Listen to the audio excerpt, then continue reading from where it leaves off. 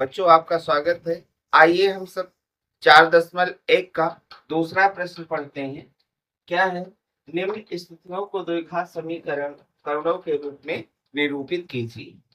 इसको हमको केवल समीकरण बना के, जो भी प्रश्न हमारा लिखा है केवल द्विघात समीकरण बना के इसके बाद में उसको छोड़ देना है। पहली स्थिति में कह रहा है एक आयताकार भूखंड का क्षेत्रफल 528 मीटर स्क्वायर है। क्षेत्र की लंबाई मीटरों में, चौड़ाई के दुगने से एक अधिक है। हमें भूखंड की लंबाई और चौड़ाई ज्ञात करनी है। आइए इसको हल करते हैं। माना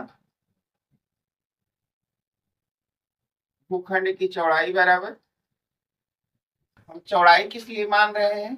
क्योंकि हमको छोटी चीजें ही माननी पड़ती है, क्योंकि लंबाई क्या है? चौड़ाई के दुगने से एक अधिक है। हमेशा ध्यान रखना, जो कुछ माना जाता है वो हम छोटा ही मानते हैं। यहाँ चौड़ाई हमारी जो है छोटी है, इसलिए हम चौड़ाई को मानेंगे। माना भूखंड की चौड़ाई बराबर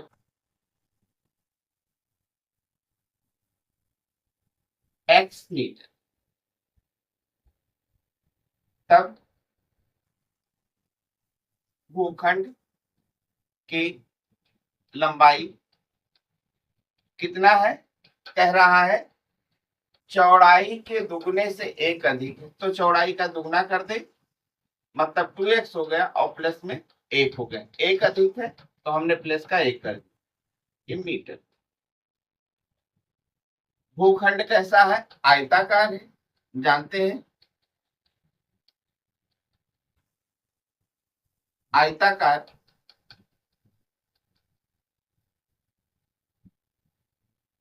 भूखंड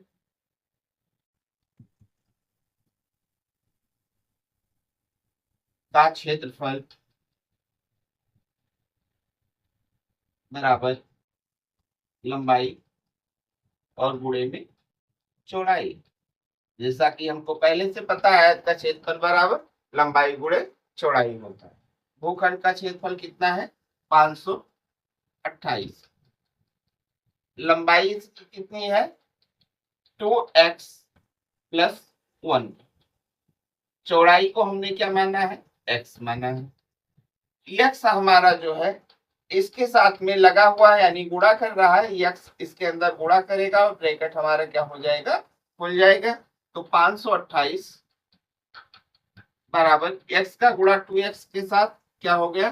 2x स्क्वायर, और x का गुणा 1 के साथ प्लस का क्या हो गया? x हो गया। अब हम क्या करें? इसको द्विघात समीकरण के रूप में समानित कर ले, तो ये क्या हो जाएगा? 2x स्क्वायर प्लस x, और इसको इधर ले गए तो माइनस का क्या हो गया? 528 और बराबर में 0। यही हमारा जो है निरूपण है द्विघात समीकरण के रूप में।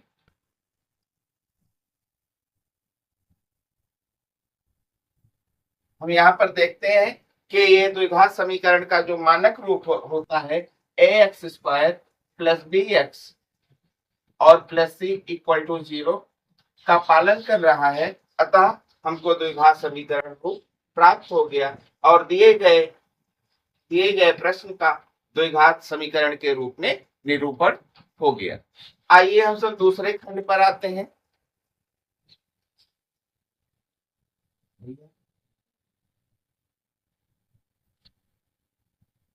दूसरा भाग है हमारा, दो क्रमागत धनात्मक पूर्णांकों का गुणनफल 306 है। हमें पूर्णांकों को ज्ञात करना है। आइए सबसे पहले हम पूर्णांक को मान लेते हैं। माना माना पहला पूर्णांक, पहला धनात्मक पूर्णांक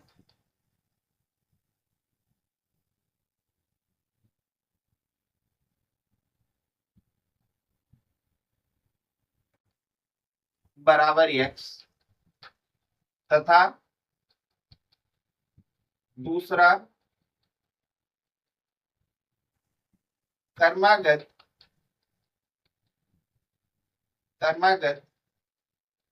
धनात्मक पूर्णांक बराबर, क्रम से आएगा, मतलब एक के बाद में दो आता है। एक में अगर एक जोड़ देते हैं तब हमको दो प्राप्त हो जाता है, यानी कि x में हम क्या करेंगे?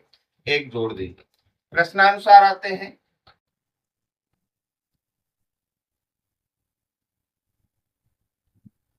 क्या कह रहा है प्रश्न, दो क्रमागत धनात्मक पूर्णांकों का गुणनफल 306 है, मतलब इसका और इसका गुणनफल कितना है 306 है। तो x और गुणे में x प्लस 1 और बराबर में कितना आएगा गुणनफल 306 आएगा।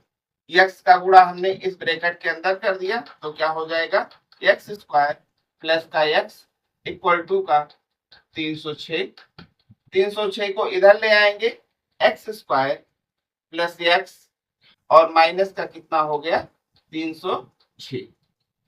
अगर हम इस समीकरण को हल करते हैं द्विघात समीकरण को तो हमारे x का मान निकल आएगा और x के मान में हम एक जोड़ देंगे तो हमको दूसरा भी क्रमागत धनात्मक पूर्णांक पता चल जाएगा। ये हमारा जो है दिए गए प्रश्न का द्विघात समीकरण के रूप में निरूपण है। आइए हम सब तीसरे पार्ट पर चलते हैं।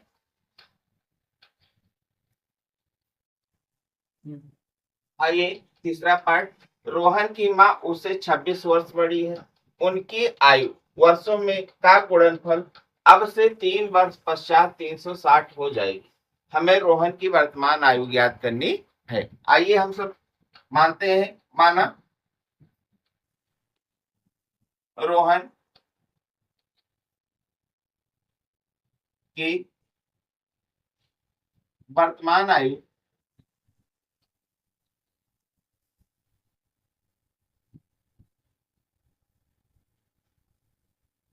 बराबर x वर्ष, तब रोहन की माँ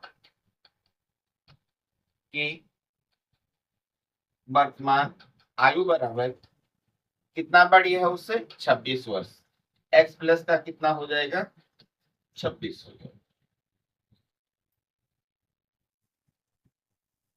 अब कह रहा है कि उनकी आयु का गुणनफल अब से 3 वर्ष पश्चात 360 हो जाएगी, यानी कि 3 वर्ष के बाद में जो उनकी आयु होगी उनका जो गुणनफल होगा वो कितना हो जाएगा 360 होगा। तो आते हैं प्रश्नानुसार।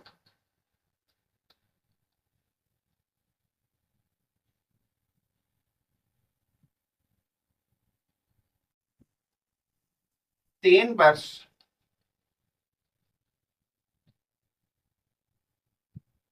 पश्चात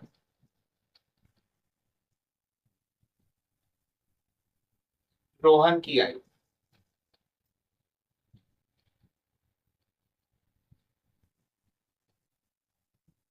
x में हमारा कितना जुड़ जाएगा 3 जुड़ जाएगा, तो x प्लस का 3 वर्ष और 3 वर्ष पश्चात रोहन की माँ की आयु, रोहन के माँ की वर्तमान आयु कितना है x प्लस 26 है, इसमें क्या हो जाएगा 3 जुड़ जाएगा, बराबर में कितना हो जाएगा x और 26 में 3 जुड़ गया तो कितना हो जाएगा 29 वर्ष। अब कह रहा है कि 3 वर्ष पश्चात उनके आयु का गुणनफल, मतलब उनकी आयु कितना है x प्लस 3 और फिर उसकी माँ की आयु कितनी है x प्लस का 29, ये कितना हो जाएगा 360। आइए हम दोनों का गुणा कर लेते हैं, तो x प्लस 3 और गुणे में कितना हो जाएगा x प्लस 29, इसका गुणा हुआ 3 से 29 का 3 से तो 9 त्रिक 27 और 3 दूनी 6 और 2 कितना हो जाएगा 8, प्लस प्लस का गुणा प्लस, ये हमारा क्या हो गया 29x, 29 का गुणा x से हुआ, अब x का गुणा 3 से होगा तो क्या हो जाएगा 3x और प्लस प्लस का गुणा प्लस और एक्स स्क्वायर, हमारा क्या हो गया, एक्स स्क्वायर प्लस का 32x और प्लस का हमारा कितना हो जाएगा, 87 हो जाएगा। इन दोनों का गुणनफल हमने लिख दिया, क्या लिख दिया, एक्स स्क्वायर प्लस का 32x और हमारा कितना आ रहा, प्लस का 87 बराबर का 360। क्या करेंगे, अब 360 को इधर ले आएंगे, एक्स स्क्वायर प्लस का 32x प्लस का 87 और माइनस का 360 बराबर का 0। 360 से हमने क्या किया, 87 को घटा दिया, हासिल ये यहाँ 3 हो गया और यहाँ कितना बचा 5, यहाँ 15 में से 8 गए तो कितना बचा 7, तो यहाँ कितना बचा 2। एक्स स्क्वायर प्लस का 32x और माइनस का हमारा कितना हो जाएगा 273 इक्वल टू में 0। ये हमारा दिए गए प्रश्न के अनुसार ये द्विघात समीकरण के रूप में समानीत हो गया है। इसको हम हल करके रोहन की वर्तमान आयु को निकाल सकते हैं, मतलब एक्स की वैल्यू को निकाल सकते हैं। आइए हम सब अगले खंड पर चलते हैं।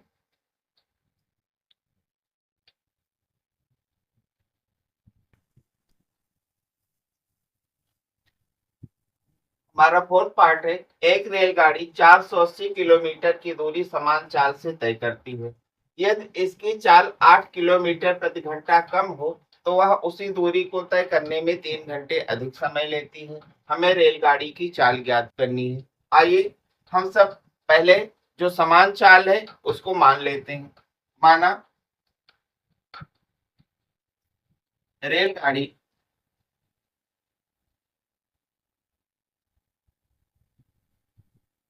की समान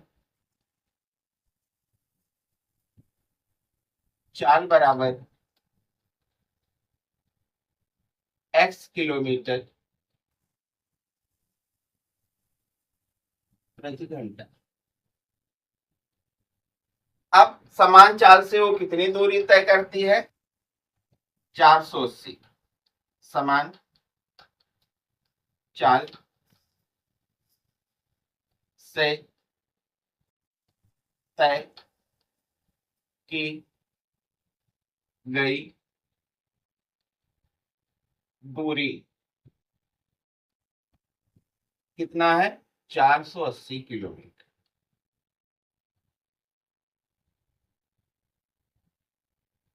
अब यहाँ समय की बात हो रही है तो हम 480 किलोमीटर तय करने में लगे समय को निकाल लेंगे।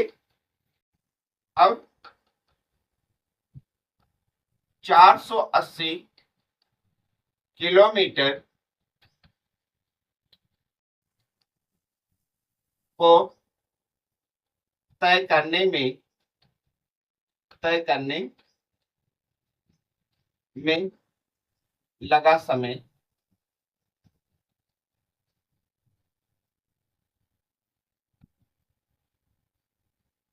क्या होता है बच्चों, चाल बराबर दूरी बटे का समय होता है। तो समय निकालने के लिए हम क्या करेंगे, इसलिए समय बराबर क्या हो जाएगा, ये चाल और समय गुणा करेगा और ये समय हमारे यहाँ आ जाएगा और चाल कहाँ जाएगा, यहाँ आ जाएगी इस साइड में। तो ये क्या हो जाएगा, समय बराबर दूरी बटे में क्या होता है, चाल। तो दूरी हम इसने कितनी तय की, 480 और चाल इसका कितना है, x किलोमीटर, ओ सॉरी घंटे, इतना समय इसमें लगा। ये हमारा प्रथम स्थिति के अनुसार था। द्वितीय में यदि चाल को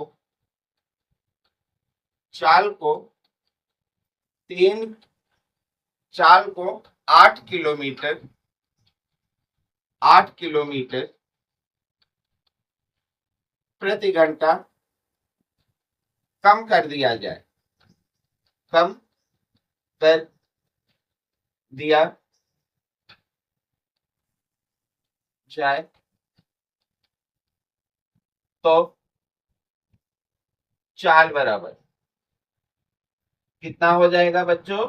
x से 8 हमारा घट जाएगा, x माइनस 8 किलोमीटर प्रति घंटा हो जाएगा। अब दूरी कितना तय कर रहे हैं? दूरी उतनी ही तय करनी है, 480 किलोमीटर, तो लिख देंगे।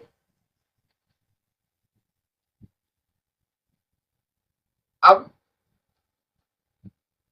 480 किलोमीटर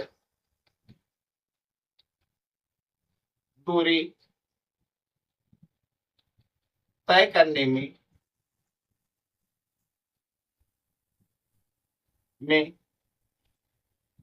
लगा समय क्या हो जाएगा? दूरी बटे का 4, हमारा क्या हो जाएगा? 480 और बटे का x माइनस का 8 घंटे। अब कह रहा है कि यह चाल को 8 किलोमीटर प्रति घंटा कम कर दिया जाए तो क्या करती है? 3 घंटे अधिक लेती है। तो हम क्या करेंगे? हम एक समय से दूसरे समय को घटा देंगे। हमको समय अधिक किसमें लगेगा? इसमें लग रहा है समय, क्योंकि चाल कम हो रही तो इसमें समय हमारा ज्यादा लगेगा और इसमें समय कम लगेगा। तो हम इसमें में से इसको हम क्या कर देते हैं? घटा देते हैं। आइए लिख लेते हैं प्रश्नानुसार।